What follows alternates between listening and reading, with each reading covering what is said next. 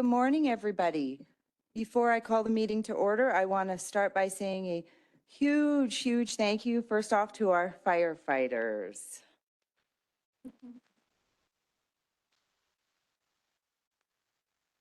I want to say thank you to our administration, to our local RCMP, to Brazeau County, everyone that worked day and night to save our community. I could name everybody, but there is an extensive list.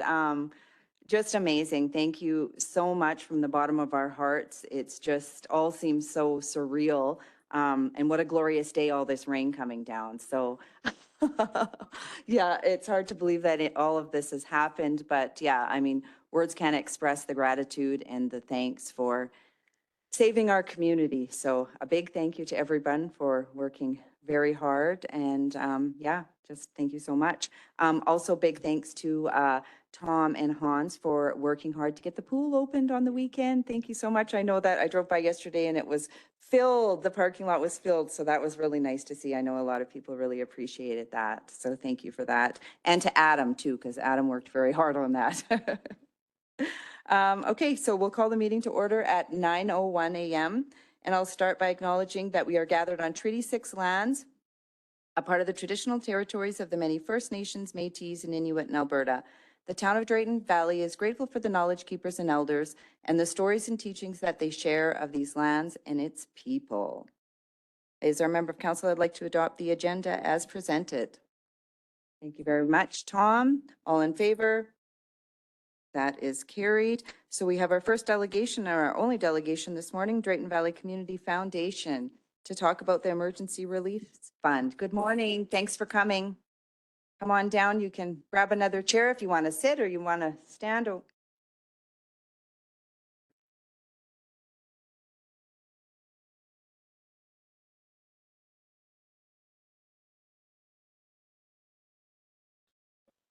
Yeah, go ahead. That's for you. We put it there. So you just have to make sure your mic is on. Is that good? Yeah. Yep, perfect. Okay. Thank you. Okay. Good morning, everybody. Good morning. I'm chair with the Drayton Valley Community Foundation. I don't know if I have to state that. And this is Rob, the board chair. I kind of want to reiterate everything you said. I know my sister was staying at my house through the evacuation, so I saw how hard you guys were all working through it and the hours. It was crazy and so appreciated. I heard that the town and the county did such a good job together, which is amazing to hear. And yeah, just the work that was done driving through and seeing everything, all the trenches and everything that was dug up it's just amazing. So great job, everybody. So a little bit about the Emergency Relief Flow-Through Fund. So it was probably a couple days after the evacuation. I was in a meeting with Community Foundations of Canada. So that's kind of our head person, because there's 192 community foundations across Canada. So there's a lot of us, and many of them have already experienced disasters of some point. So last year, the community foundations in BC, lots of them had already dealt with everything we're dealing with right now with all their wildfires. So basically what they said, because I was trying to figure out a way I could help, I kept asking Tammy if I could come to work with her. I'm like, I'll volunteer, I'll sit there, I'll answer phones, what do you need? And she's like, well, we can't do volunteers right now, but I wanted to do something, because I think many of us, well, at least us, we're feeling like we're sitting there doing nothing, and especially when you like to be involved and want to do something, it was hard to do. So they said that they opened these emergency flow-through funds. So, I mean, everybody's different based on their municipality or county or how they operate or the area they operate in, but essentially it's all the same. So because we have so many community foundations across Canada, and we have some great big corporate sponsors that donate to those community foundations, I felt like this would be a great way to get some of those donations to our area that we might not get if it was just something that was done by either just the town or the county.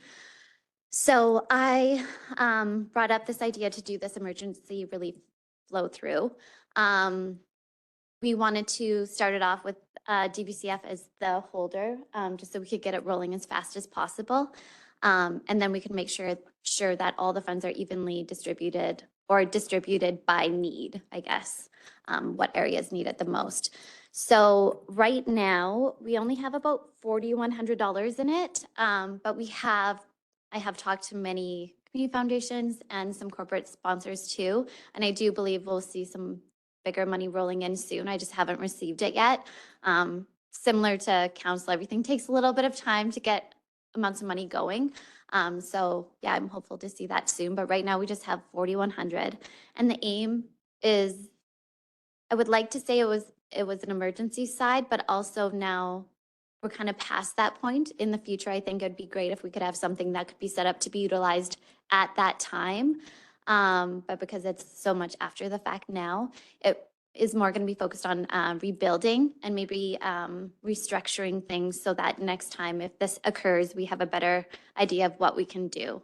So that's kind of what the funds are geared towards. Once we have a bigger lump sum, I would like the town and the county to let me know like what they need. So what is your major things you need help paying for or rebuilding? What kind of funds are you looking for? What areas are hit the most?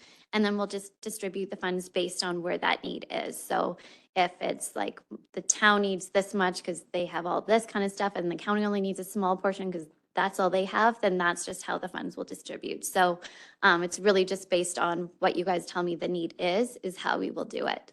And it can be just going straight to municipality or county, or we can flow it through to organizations. If you feel like the food bank needs extra support and you want to give some money towards them, we can go towards that too. So it's honestly just based on what you guys are telling us. Perfect. I'll open it up for questions. Go ahead, Rick. Oh, no? Okay. I do have a couple. So are there any fees or are there any charges? Yeah, so we have a flow through admin fee. So usually it's 5%. We agreed on 4% for the duration of this agreement. And that's just to pay for things like our checks, our bookkeeper's time, bank fees, stuff like that. My time, yeah. And then are there any like restrictions? No, so like, if we're flowing it through you guys, there's no restriction. So, as a charitable organization, we can only give to municipalities, charitable organizations, schools, those kind of things. So again, anything that's directed, say if you have like a specific thing you want that we just gonna donate to directly, we would just flow it through the town like we usually do. Okay. And so is this just related to the wildfire? Right now, but because I guess we'll see kind of what funds we end up with and then what we could do with it in the future. So if we have some money left over, it would be great if we could make this into a thing that can be utilized for next time, right? So if there's another natural disaster or some kind of other emergency that happens, we then would be able to react quicker because we already have funds there. Yeah. And we would already have an understanding in place of how it's going to operate. Perfect. Tom? So I, at one point, was the chair of the Calgary Catholic School Foundation. And the most difficult thing to do was to direct funds and the flow through funds, right? So people would donate and say, I wanted to donate to this school. And it was very, very difficult. The administration time was, so there was a point in time when we decided not to have funds that were strictly for a situation. So all I'm saying, Tara and Rob, it's a lot of work. I get it. And so a 4% administration fee it's important to be able to do that. And so as you go along, and I have no doubt that you've had meetings having the same discussion about funds and how they should work and how they should flow through and the difficulty. So recognizing that, just want to say thanks. Thanks, Tom. I think it's why the Community Foundation was a perfect fit for this though, because it's literally what we do, right? We have these monies, we have flow through agreements, we have endowment funds. And, 3-4 times a year, we sit down and we decide, because we are the captain of that ship, of where those funds are going to go by way of application.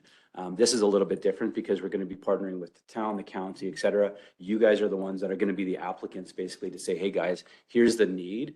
And to your point, thanks for recognizing it's a ton of work, but that's why it was such an opportunity with the Community Foundation to partner with, because it's what we do every day anyway. We're not having to create systems and structures, put those in place. It's what we do. So So if I'm rebuilding my house, is that a fund that you would use, or is that, I'm assuming I would have had insurance and a few things like that, but is that where we would get requests? Do you anticipate that? Yeah, like, I mean, technically there would be no restrictions because it's basically whatever the municipality be willing to sign off on. So as an example, if you guys came to us with a proposal and says, hey, we want to help this, and between all parties involved, we agree that it was a good idea, we would give the money to you. And then if you were legally able to distribute that money in that direction, technically it would work. I think though what we've done is we've gone out to like these businesses and these other community foundations and we says we want to make sure that our community is whole at the end of our tragedy. And so that's kind of what these dollars are intended to do, is put the community back to whole. So I don't know if there's going to be enough money to go and rebuild every shed and outbuilding for every person in Drayton Valley and Brazeau County, obviously not. But that's the intention of the money is to what can we do to make the town whole? What can we do to make the county whole? And I have had one company asked me that they would like their funds go to more building like the resiliency piece. So I know I talked to Elvira about it a little bit, but putting like policies and plans in place for next time this happens. There was this one company who just wanted the money to go towards you guys being able to do that. So you have a better idea of how you're going to do. So maybe next time there could be volunteers and people in place to help out, because you'll already have that structure. So those would be the only little things that we would have to mitigate if there was one donation that said, we just really want this to go towards the resiliency piece, which I feel like could be used anyways. Bill? Thank you. Thank you for the work that you're doing and your commitment to the community.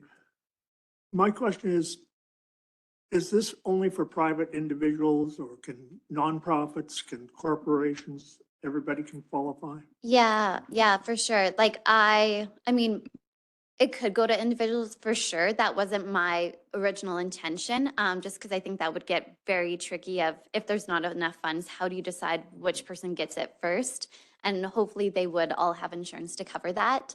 But like nonprofits, businesses, or large groups of people. So again, if the food bank needs specific things because people have to restock their fridges because they lost everything in their freezers, or like a clothes drive and just get a bunch of things like that. Stuff like that, I think that could help more than one individual, would probably be more beneficial. But yeah, definitely corporations and businesses too, when you think about stock they might have lost or things that insurance might not have covered, but we need them to be a part of our town to get things going again.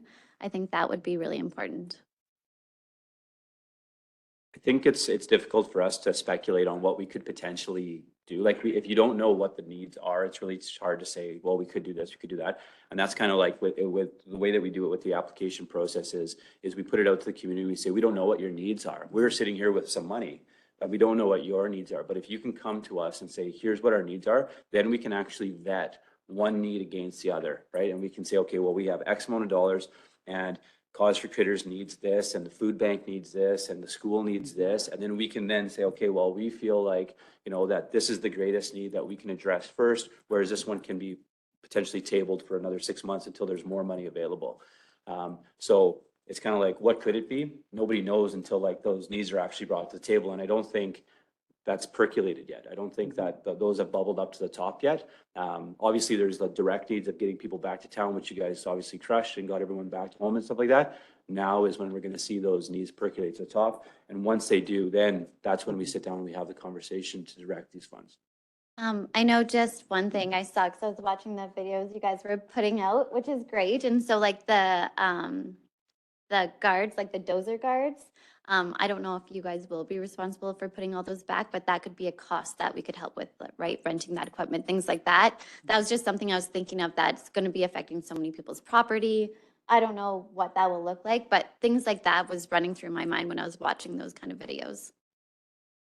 And this isn't like, I guess, the typical funding that you do where we can only spend the interest, right? It's the access to all of the money minus the 4 Yeah. or 5%. Yeah, it's just coming in and then we'll direct it back out. So it's not a fund, it's a flow through. It's a So flow through, yeah, okay. we have lots of different flow throughs already. And it's, it's usually when people don't have a charitable status, like an organization, but they want to be able to give out tax receipts. They flow their money through us. It's similar, but we're just doing it as the holder so that we can flow the money back through you guys. It's like Humans Helping Humans, when they did their Shaking for Drayton. Yeah. Humans Helping Humans weren't a charity, but the Community Foundation was. So what they could say is, okay, Bill wants to make a donation because Rob's doing the Shake It in Drayton thing. He wrote his check to the Community Foundation issued him a tax receipt and then gave the money to the Humans Helping Humans Okay. Foundation. And is there like, does this fund, or does this flow through like expire or close? No, so I think once everything is done, if we have money left over, that's when I would like to look at what we can do for the future use, and see if there's something we can set up so that we have that money there, or if we hold it, or what that looks like. But I think we don't know until we know how much money we have and how much we need to spend, so. Yeah. Yeah, absolutely. Bill? I guess my next question would be, what would your definition be of an emergency? Is it going to be wildfires, flooding? What is going to be defined as the Yeah. emergency? And that's why I left it quite broad. So I didn't say a natural disaster or anything like that because I want it to be quite broad. So is an emergency? Yeah, like fire or rain or anything like that? Or is it like our economy shuts down again or slows down? I left it quite broad for a reason because I want to be able to in the future not really define that and have it more open if we need. So right now, this is the emergency we're dealing with.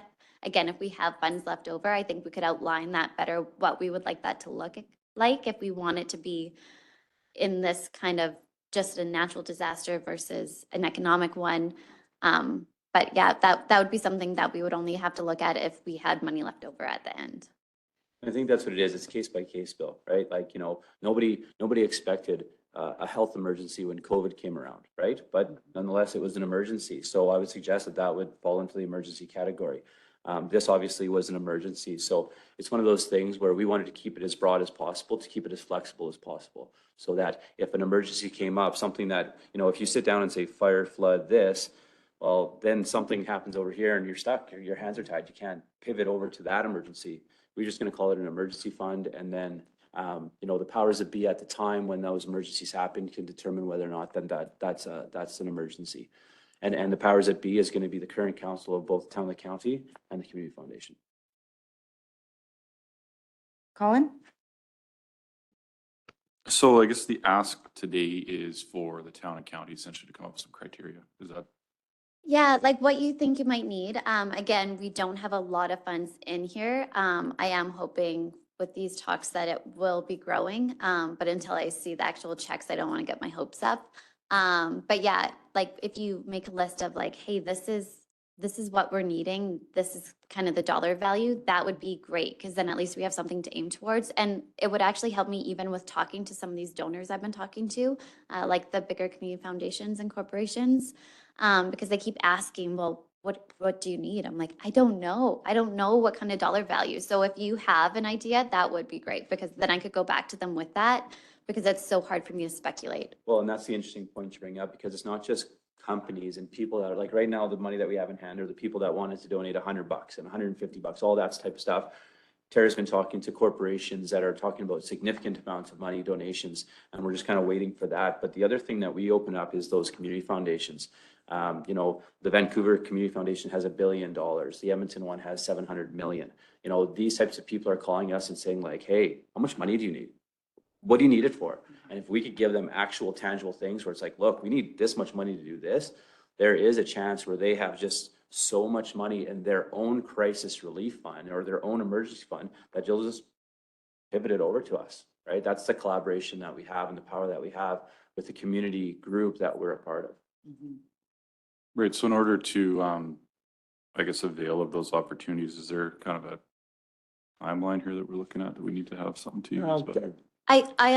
Obviously the sooner the better, just because the more that, especially for like corporations, especially the more they see it in the news, that they still see stuff is going on. And then if we're able to come to them with an ask while it's still fresh in their mind, it's easier to get donations from them that way. So even like a rough estimate or list or something would be great. I have meetings in Calgary tomorrow. So even that with the Calgary Foundation, it would be great if I could have some kind of list because they keep asking me how much. And I'm like, I don't know. How much do you want? Started at 1 million, we're just negotiating right now. Yeah. Well, and I think in the coming days and weeks, I know that's a long time, but we'll start to see those things start to unfold, right? Mhm. Like, and where people are needing the help and the support and everything like that. I know on the weekend that the food bank did receive funding through FCSS. They received some additional funding to help there to support people back in the community. So I think once we kind of reach out and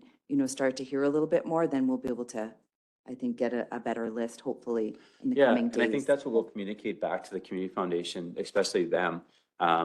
Because they're more about just helping us out and making us whole. They're not so concerned about the advertising component of or what it looks like on their behalf. Yeah. So we can communicate that back to them and say look, we're really waiting to get an idea of what the problems are before we just start throwing money at stuff, carte blanche type thing. So, we can communicate that, but on the same token, the longer you wait, the less of an emergency it feels like, right? So that's where I think that it's something that if it's something we want to pursue, we need to pursue it, but not so quickly that we just start yelling stuff at the top of our lungs just so we can access money. That's not responsible, right? Yeah, yeah. I think that the majority of, businesses, groups, organizations are back to, working this week. So we'll start to, Yeah. hear lots, I think, definitely in the coming days for sure. So we'll try to get you a list as soon as possible. I certainly appreciate everything that you've done with this flow through and helping us and thinking of us. It's greatly appreciated. So thank you very much for thinking of us and getting this going. Yeah, and thanks for everyone's diligence through the evacuation. I know you guys are up against something significant, so we appreciate all the hard work that you and your staff did for everyone in Drayton. Thank you. Any last questions from anyone? Rick? Just a comment, really. I think in a little while here, there'll be a full review as part of the whole emergency response effort. And I think what'll come out of that is sort of where there were gaps in our response or where we need to improve or maybe invest in. So I think that'll be some good information for you folks once we've had a chance to go through that. But that's a little ways down the road here. Obviously, we're still wrapping up the emergency, if you will. So, but some good information will come out of that process for you. And thank you. Perfect. Well, thank you very much for coming this morning. We appreciate it. Thanks for having us. Enjoy the rain. Okay, we'll move into 5.1, our first decision item, bylaw number 2023-04F for 2023 penalties for non-payment of property tax, temporary date adjustment bylaw.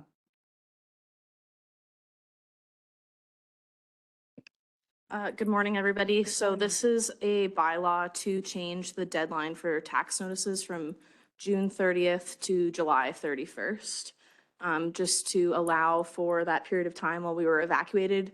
That second week would have been when we were originally sending out notices. So we will send them out for May 31st, so next week. And then this bylaw would change the due date till July 31st. And then do you have any recommendations or suggestions on penalties after that date?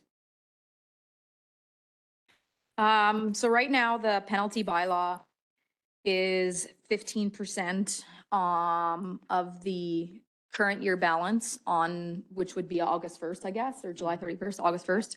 And then 15% on the entire balance in January. So during COVID, we changed the percent. I think we always kept the January one because we really need to motivate people not to fall too far behind on their taxes, because at the end of the day, it ends up putting them almost in a worse position. However, so the 15% greatly motivates people to make arrangements for that payment before the next year. However, we did change the mid-year one, the one that's just on that year's balance or that year's current taxes, yes, down to 5% 1 year, and I believe 3% the other year. So that's within council's right to change that as well. So you could leave it at 15 the way it is, 15 and 15, or you could change it to really any amount you want. I would suggest having some sort of penalty in place only because it motivates people to pay and because property taxes are sort of the, like people always say that death and taxes are the inevitable. By having something in place there, it really motivates people to make arrangements. So I would suggest not wiping it down to 0. However, you can make it any rate you want. Okay, thank you for that. Any questions? No questions, Tom? No? Okay, perfect. If you want to make first reading? Are we needing, how many motions here? There's 3 readings and the And a final? so unanimous. So there's 4. 4, okay. Yeah.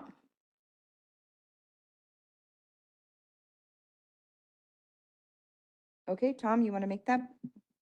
I will, Madam Mayor,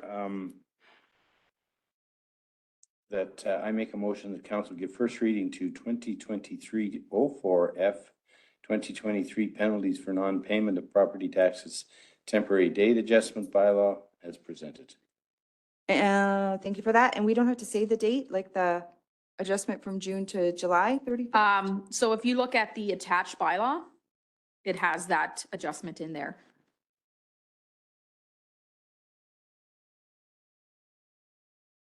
Okay, right there. And then what about for, also for penalties? So if you don't change it, then it will stay as is. As 15%. As 15%? Yeah. Okay, so there's a motion for first reading on the table. Any comment, question, or debate on that? So that will be keeping, or moving the date from June 30th to July 31st with the 15% penalty for August 1st then. Okay, motion on the table, all in favor? That is carried. Is there a member of council would like to give second reading, please? Sure. Monica? I'd like to make a motion that the council give second reading to 2023-04F, 2023 penalties for non-payment of property taxes temporary date adjustment bylaw as presented. Thank you very much. Any comment, question, or debate on the second reading? None, then I'll ask all in favor. That is carried. Is there a member of council who'd like to make third? Thank you, Rick.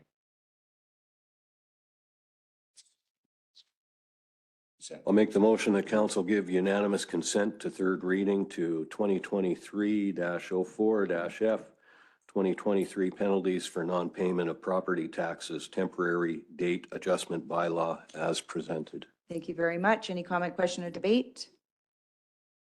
All in favor?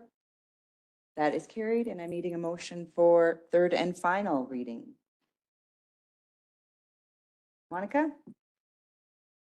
I'll make a motion that the council give third and final reading to 2023-04-F, 2023 penalties for non-payment of property taxes temporary date adjustment bylaw as presented. Thank you very much. Any comment, question, or debate? The only comment I'll say is that I'm thinking that the additional 30 days is sufficient for residents to kind of not have that shock once everybody's back home, that we've, I think you said May 31st that those notices will go out. And then they'll have that additional 31 days to look at paying their taxes, and then the regular August 1st, 15%. I think that the 31 days is sufficient. And I'll ask all in favor. That is carried. Thank you very much. Moving on to 5.2, text amendment to land use bylaw 2020-12D, funeral home and crematorium. Good morning. Morning. Morning, Madam Mayor. Welcome. Go ahead. Bylaw amendment 23-2-D is an amendment to the land use bylaw. In us dealing with some local businesses, it became apparent to us that the land use bylaw has a few things that are either needing change or omission in it. The first one being that the definition for crematoriums or definition for funeral homes does not include the land use of crematoriums. The second is that